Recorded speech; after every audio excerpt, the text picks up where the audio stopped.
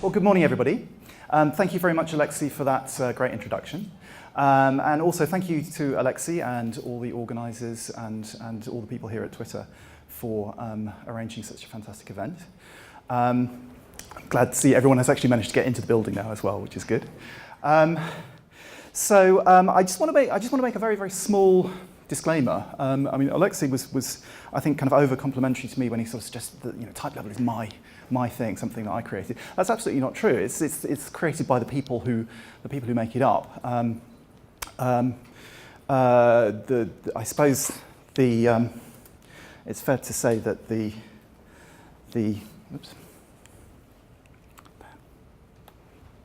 It's fair to say that I was one of the co-founders of Typelevel, along with Lars Huppel and Eric Osheim. But it's definitely more than just us, and it's definitely led by the community. Okay, so what is Typelevel? Can I have a quick show of hands? Who has heard of Typelevel or uses a Typelevel project? Okay, that seems like pretty much at least 3/4, I would say, which is fantastic. Who in the room has actually contributed to a Typelevel project? That's fewer, but that's still quite a few people. I kind of like to encourage more people to get involved in contributing to Typelevel projects, or indeed bringing their projects to Typelevel if they can. And if that's something I can get out of this talk, that would be absolutely great. Okay, so what is Typelevel? So on the one hand, if you go to typelevel.org, you will see a great big list of projects which sort of fall under the umbrella. The umbrella is a sort of a catch-all label for this collection of projects, and I think for a long time people really just thought that it really was just that. But we have I guess we have a number of we have strong opinions about really two kinds of things, and one of them is about if you like, technical opinions about how functional programming in Scala should be done, and also some sort of non-technical opinions about how we think it's important to kind of reach out to people who aren't necessarily immediately attracted to the kind of things that we do, how we make our stuff accessible, and so on and so forth. And I think we've between us, and I think it's the consensus among the people who are involved in the projects who are part of Typelevel, that both the technical and the non-technical aspects of Typelevel are important things that we really need to try and promote. So we have kind of a mission statement, I suppose. It's a community of projects, a community of people organised around pure typeful functional programming in Scala, by which we mean multiple things. And one of them is obviously we're doing functional programming. We are interested in controlling our effects, and we are interested in types. So one of the things which is a characteristic of most of the Typelevel projects is that they're not merely interested in referential transparency, but they're interested in making use of exploiting the advanced features of Scala's type system, which make it distinctive as a programming language. The final bit in Scala is actually important. It's certainly true that many of the projects under the Typelevel umbrella have been inspired by projects which originate in other programming language communities. It's fair to say that a lot of influences have come from the Haskell community, and also in places from the dependently typed functioning communities around languages like Agda and Idris, in larger or smaller ways. But ultimately, we're writing code in Scala. We need to be able to bring these things back into code which is idiomatic for Scala, which isn't just some sort of rather elaborate sort of transliteration of, say, a fairly complex piece of Haskell into a piece of completely impenetrable Scala. We want stuff to be idiomatic and comprehensible and readable as Scala code. Independent free Libre and open source software. Typelevel is a bottom-up organisation. It's not as I said at the outset. It's not coming from me or Lars or Eric.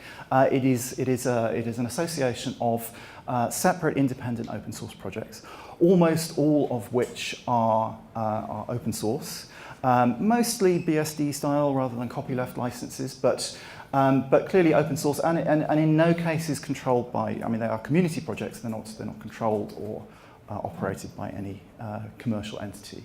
And we think this is kind of important. I think it's important that we have both those kinds of projects and also that we have an organisation which is able to help represent them. We're also very keen to share ideas and code. And what does this mean concretely? It means that the many projects provide many opportunities for collaborations, and I think that's something we've seen quite a lot of. Speaking from my own project, Shapeless, one of the things that we've seen a lot, and which has given me huge amounts of pleasure, is to see how many people have been building things on top of Shapeless. And this is not a phenomena which is unique to that. There are many projects within the Typelevel stable which seek to collaborate with each other and build on each other's stuff, rather than reinventing wheels. And this is difficult. I mean, we know that there are problems in Scala when it comes to having dependencies on other projects. We know that there is an improving but still awkward story about binary compatibility, which can make life difficult. But I think one of the things that we certainly want, is to try and face those issues head on and try and do something about them. Accessible and idiomatic learning resources, also a key thing. It's one thing to have fantastic ideas, fantastic software, very sophisticated things going on in your projects. Not so great if it's completely impenetrable to outsiders. So one of the things we've made a point of is to, I wouldn't say we've necessarily always succeeded or have yet got to a point that we're happy with, but we are certainly trying very, very hard to produce documentation and learning resources for the Typelevel projects, which will provide people with a hopefully a relatively shallow on-ramp into this style of programming in Scala. We've got a bunch of tools which have hugely improved the ability, our ability to do that. Things like Rob Norris's TUT, for instance, which provides us with a mechanism for providing type-checked documentation, which is a great boon for lots and lots of purposes. And finally, but by no means least, we want to have an environment that people feel comfortable in, where they feel welcomed, which is friendly, and where people are not expected to know everything up front, where people can learn and explore, and people are helped in the right direction. So that's. Oops.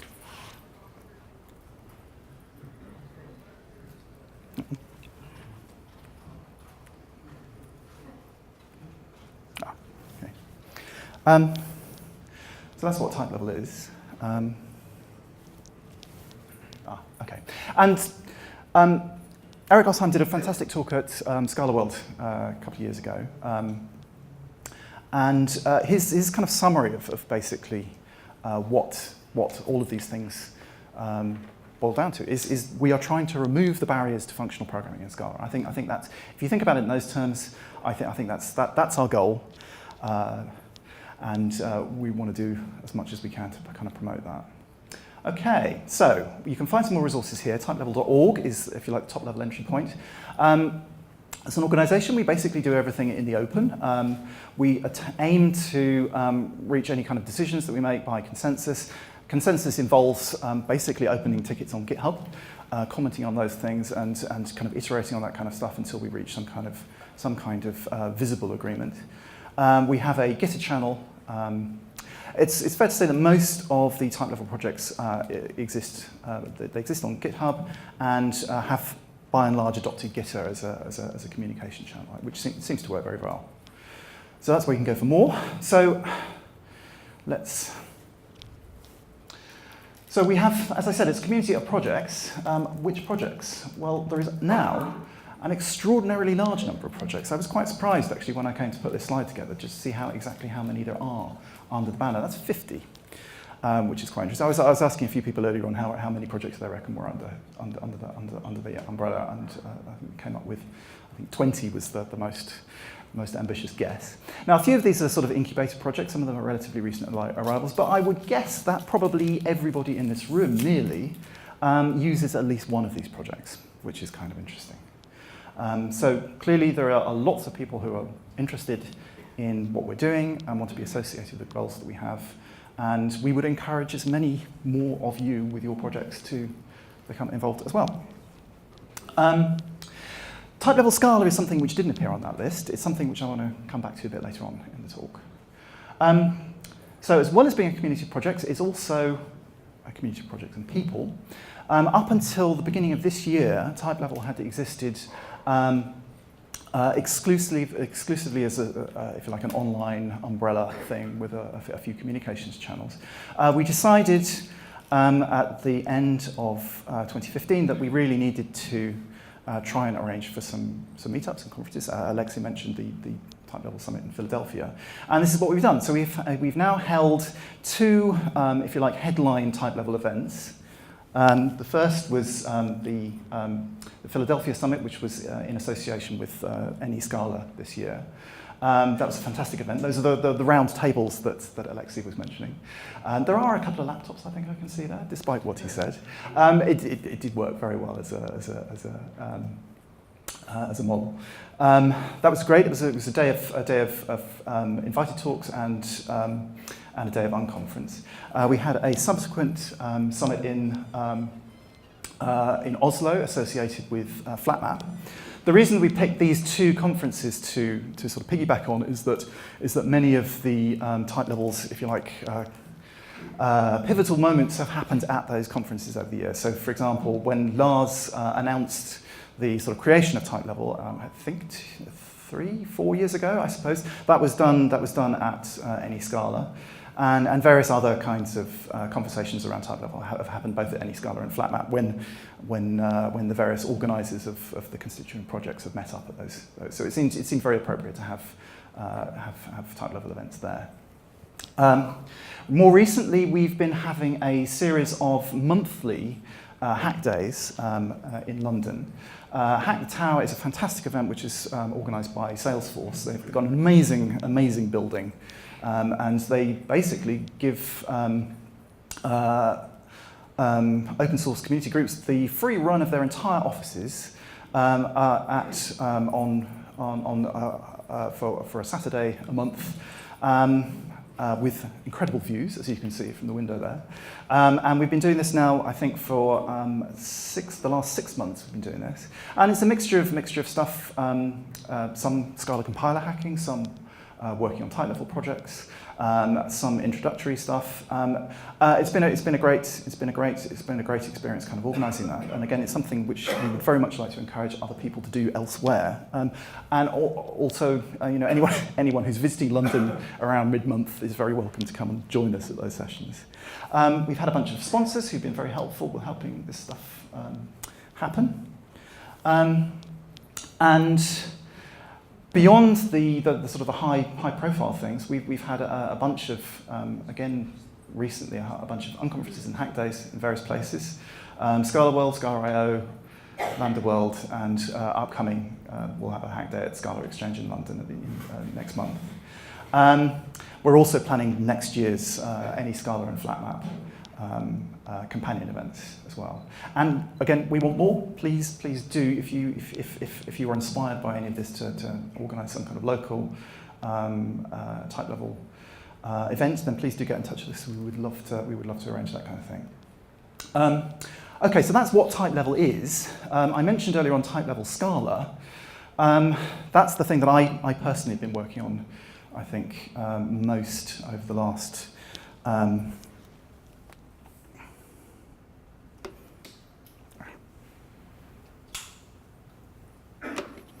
over the last 6 months or so. So Typelevel Scala is it's a fork of the Scala compiler that was kicked off at the end of 2014. And the aim was to address some issues in the Scala compiler of particular concern to people working on Typelevel projects. So in particular, that's, say, the Cats project, or shapeless. There are a number of long-standing open issues against the Scala compiler which really get in the way, and which we'd hoped to be able to focus. We're the people who are most directly concerned by these issues, so we wanted to be able to put some effort into trying to solve these problems for ourselves. It was stalled at the beginning of 2015.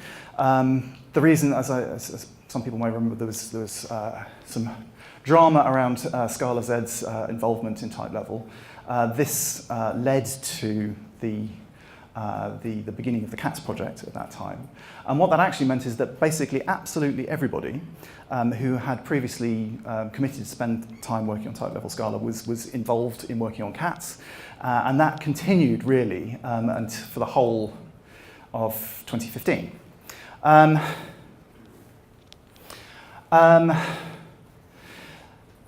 The underlying issues, though, that we were hoping to address with Typelevel Scala, that hadn't really gone away. I mean, they're still lurking in the background.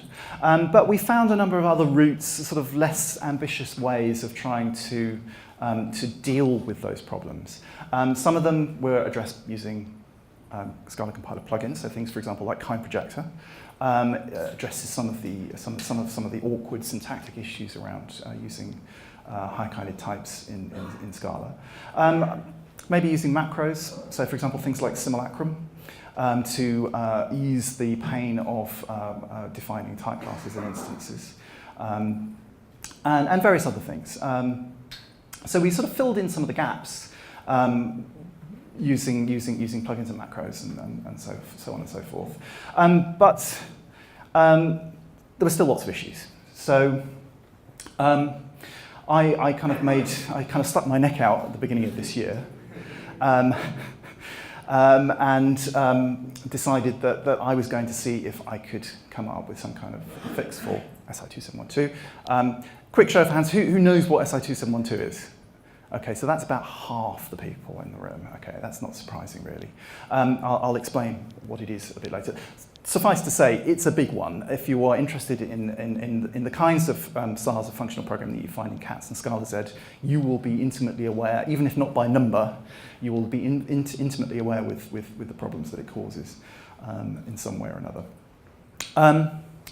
So I was going to be doing a talk at FlatMap on yet another kind of workaround for SI2712 that I had come up with in the context of working on a project called Kittens, which is my attempt to use shapeless type class derivation to derive type class instances for cats. This is fairly feline kind of connotations to all of this. So one of the things that, so I over 2015, I've been doing lots and lots of work on type class derivation, but mostly for type classes like codecs, for example, which are indexed by fully applied types. So types like a string or a case class or something like that, but something without type parameters. The type classes in Cats are not entirely, but are predominantly indexed by higher kinded types with type parameters. So instead of functor of a codec of string, you have a functor of list, where list is an unapplied type constructor. And it's these kinds of things which almost immediately lead you to run straight into SI2712. So I'd run into it when working on Kittens, and had come up with yet another workaround for dealing with the problem in that context. And I was going to be doing a talk at FlatMap on this new workaround for it. But I thought that, in the context of doing that talk, I probably ought to have some kind of review of where we got to in our thinking about Typelevel Scala, and were we going to be able to kind of address this kind of problem or not. So I thought, idly, maybe I can have a stab at seeing if I can come up with a solution to it.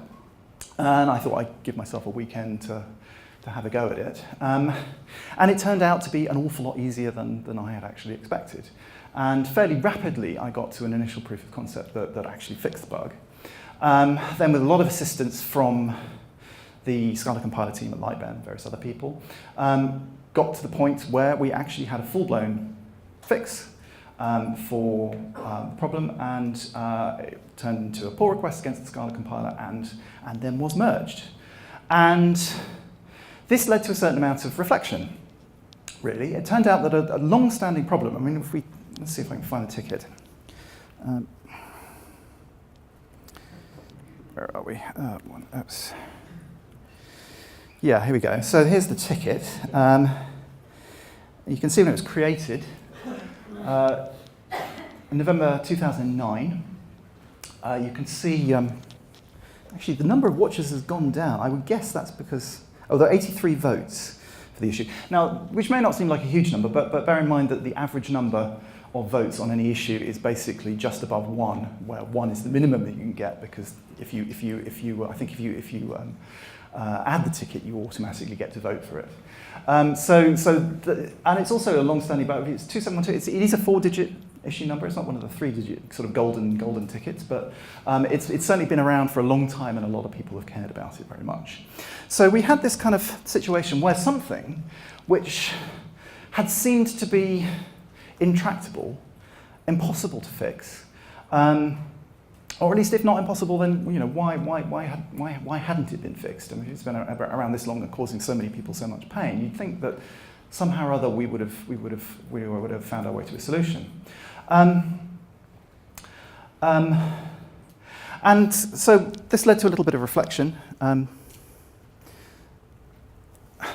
I had this exchange with Runar Bjarnson on the Shapeless Gitter channel. The thing is, the solution was kind of staring us in the face all along, in a way. The actual solution that I implemented in my fix was actually proposed by Paul Chisano in a comment on the ticket itself. You know, it was there all along. It's really just adopting the solution to this problem that you find in Haskell.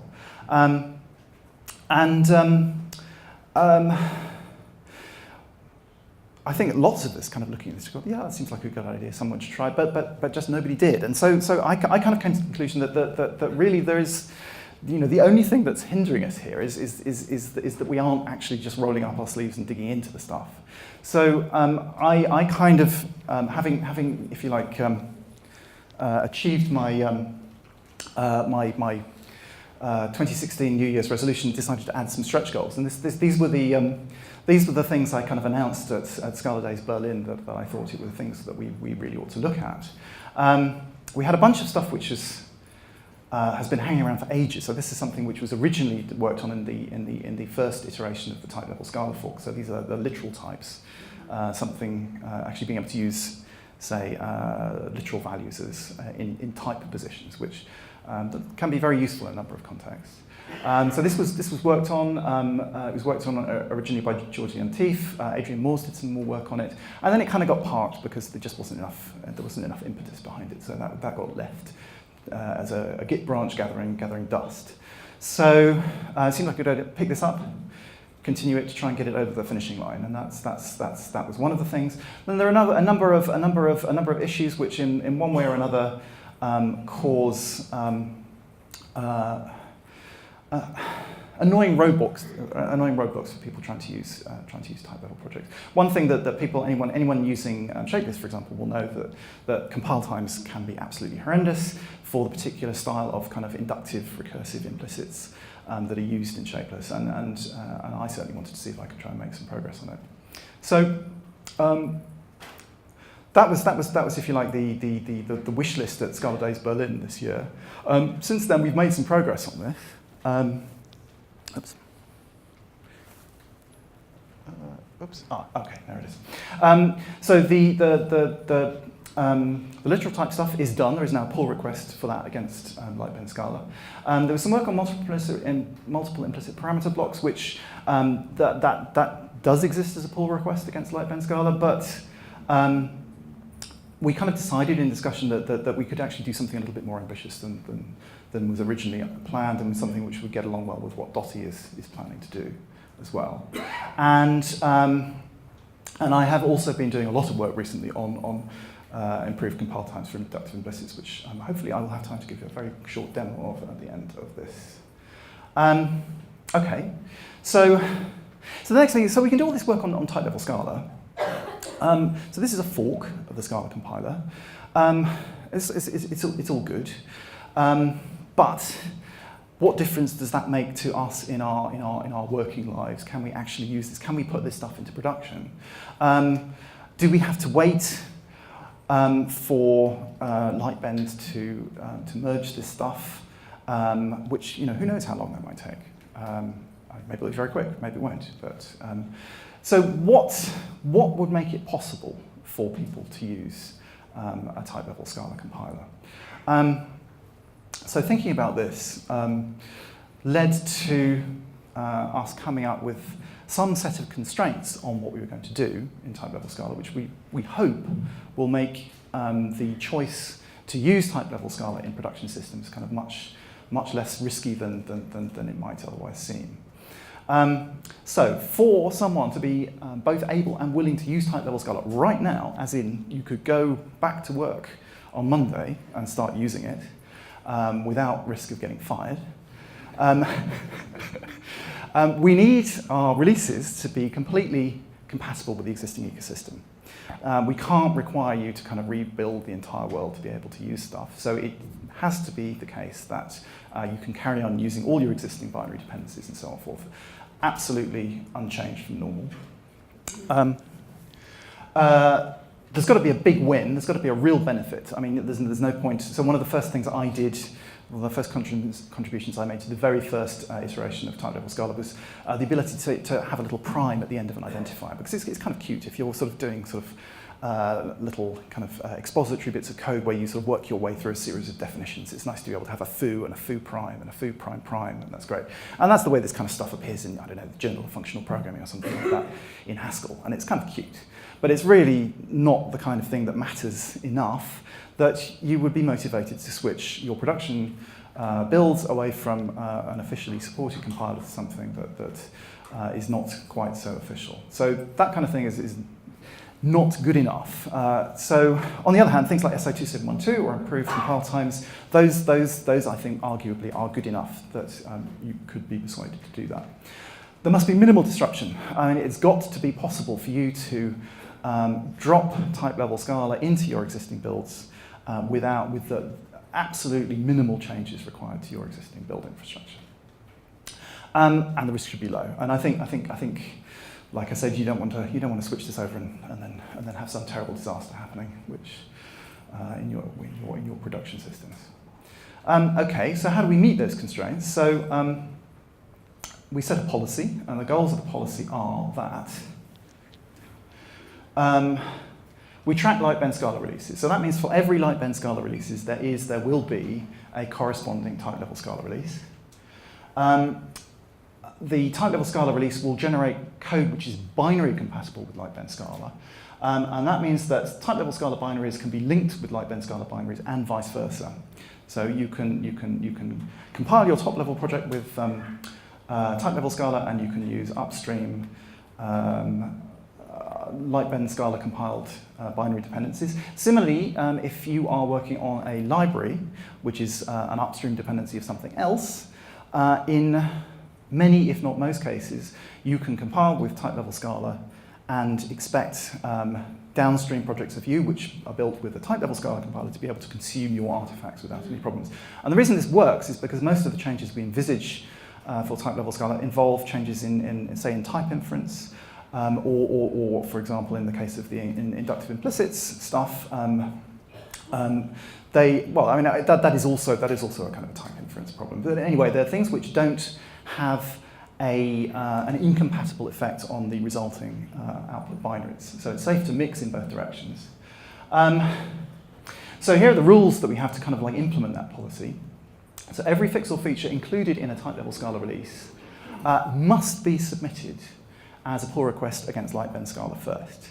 So amongst other things, this is, if you like, a statement of our intent that we really do. We don't. This is not a sort of a divergent fork. This is if you like, a collaborative, cooperative fork of the Lightbend Scala compiler.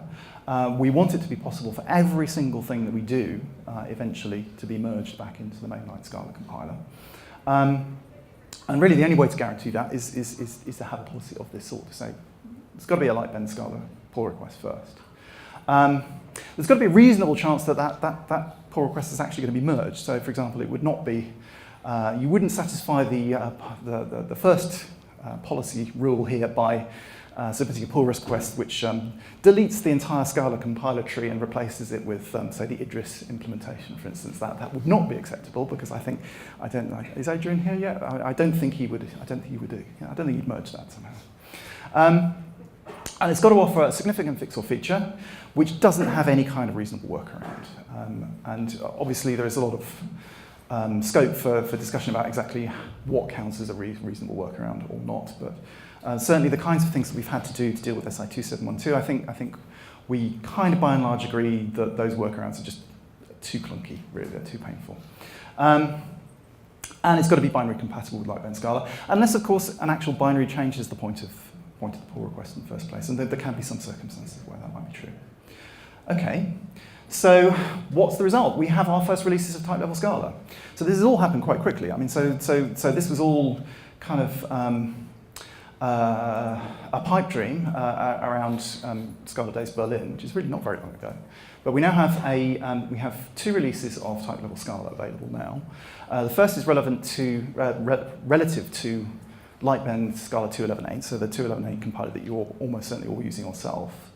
It includes the fix for SI 2712. It includes the fix for SI 7046, which is probably less familiar to people, unless they work with shapeless doing type class derivation on algebraic data types, in which case they will know of it, even if not by number. I'll give a demo of that fix a bit later on if I've got time. It includes the literal types stuff and some minor GATT fixes. We have also a release relative to Scala 2.12.0. So like I said, we are planning to aggressively track the Lightbend Scala releases. I think within a matter of days, we hope to be able to get corresponding Typelevel Scala release out. This includes the fix for SI 7046 I just mentioned, the literal type stuff. The fix for SI 2712 and the GATT fixes, they have already been merged. So this is kind of the ideal outcome, I think, really, to have stuff which is of immediate value to people working in the type level kind of ecosystem, being able to use Typelevel Scala, take advantage of fixes in advance of those things being merged into Lightbend Scala. But we do want these things to be merged eventually. So going forward, so here we have SI 2712 and the GAT fixes. Like I said, they've been merged in 2.12. The literal types and SI 7046 fix, they're under consideration for 2.12.1. So all of those things have been backported for 2.11.9, and it turns out that I was actually rather surprised that Adrian merged these. 5 minutes. Geez, okay. Merged these so quickly, but basically these are all now merged. Someone did actually say to me, sort of asked me, it's a really strange question, Miles, you must be really upset that Lightbend are merging all your fixes. This is terrible. I mean, there's nothing distinctive left about Typelevel Scala anymore, which is kind of missing the point, really, because we really do want this stuff merged. Okay, so is it risky to use it? I would actually argue that it's risky not to use it. If you are facing the problems that those fixtures and new features solve, you are better off using Typelevel Scala than the clunky workarounds or the various kind of Scala compiler plugins that work around them. So for example, I put together a plugin version of the fix for SI 2712. If you are using that, you would definitely be reducing your risk by using Typelevel Scala instead, because the proper fix in the compiler itself is, I would say, more robust than the one that you'd find in the plugin. How do you use it? That's it. So please go home and try this today. Try this in the break. Try this with your project. There are only a couple of constraints. You must be using in your SBT build Scala 2.11.8 or 2.12.0. And you need to be using SBT 0.13.13 or later. And the reason for that is that basically I had to do quite a lot of work internally to SBT to make it quite as simple as that to do the switchover. The Scala organization stuff has existed for a while. Initially it was introduced to support Scala virtualized. But because it really didn't have very many users, it had quite a few bugs and misfeatures which needed to be addressed before it could actually work. So if you want full details on that, if you go to GitHub and then Typelevel Scala, you'll find full documentation on how to do that. Okay, so how long do I have now? Alexi? How long have I got? Couple of minutes. Couple of minutes, okay. Well, I'm going to show you one quick demo. Can you hear me here? Hello? Yeah, okay. So, actually, I'm not sure that is going to work. Let's have a look. What did I do with that mic? What did I do with that mic? Oh, there it is. Okay, so I'm going to show you, this is work in progress. I've been working on accelerating the compile times for inductive implicits. So this is the kind of thing that you see in shapeless. If you're doing type class derivation using shapeless either directly or indirectly because you're using a library like scodec or Circe, which use shapeless for automatically generating codec instances for ADTs. So the trick is, for the people who've seen this or not seen this kind of thing, we're trying to select, well, here's the example. So this is an H list type. This is quite a big one. So let's see how far does it go. Right, so we've got a Boolean at the end of it. So there's actually 500 elements in this H list. Now, believe it or not, people do actually try and work with H lists that big. People working on absolutely monstrous kind of enterprise DB schemas of some sort or another, and do actually seriously try and use shapeless to do this kind of stuff. And then send me emails complaining about how smoke is coming out of the back of their build server. And has been coming out of the back of their build server for the last week, and is it ever going to stop? So it is quite a serious problem. So basically what's going on with this, so the thing that we're trying to do here is we're trying to find the first element of that H list, which is a Boolean. And we use a type class called selector to do this. And it's defined inductively. So basically, there are sort of two cases for selector. One, which is where the type of the thing that we're looking for is actually the same type as the head of the H list that we're looking at, in which case we're done. That's our induction base case. And the other is if it isn't, in which case we look in the tail. And so that's the mechanism. So it's basically we recurse through the structure of the H list until we hit the base case. And in terms of the way that this is implemented, I mean, this works beautifully in a way in Scala. Implicit search will do some kind of very naive backtracking search for implicit instances to satisfy these equations. And it gives us the right answer. It's just that it will be, unfortunately, superlinear in terms of compile times to do it. So for small instances, and I've usually recommended to people, if you're working with H lists up to, I don't know, about 50 elements or something like that, you can kind of get away with this if you don't mind a little bit of compile time lag. But certainly anything beyond that, it makes life very, very difficult indeed.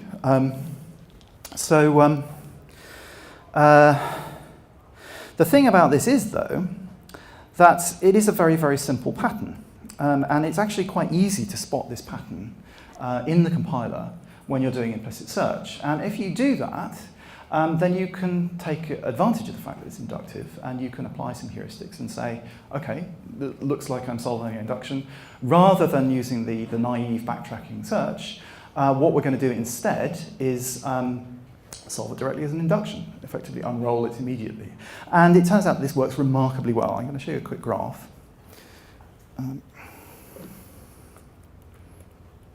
Oops. So the top line is 212.0. So that's for the 500 element H list instance that I just showed you. To pick out the Boolean at the end of it, compile time is 450 seconds, which I think you'll agree is kind of not really feasible. If we apply the induction heuristic, that reduces that to 13 seconds. And that's really actually without trying very hard. I mean, this is kind of surprisingly low-hanging fruit in a way. I mean, it's got. Oops.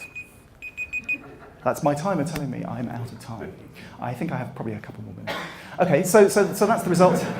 Do I? No. I'm sorry. Okay. Well, anyway, so I guess I will summarize by saying there is a lot, whatever people might tell you about the current state of the Scala compiler, actually it's a fantastic piece of code, but there is lots and lots of low-hanging fruit in there, things that people can work on. It's a project that people can, is actually surprisingly accessible to work on. For things which are your particular interest, but not necessarily general interests, if you want them fixed, absolutely I encourage you to dive in and try and do it. The more people who do that, the better.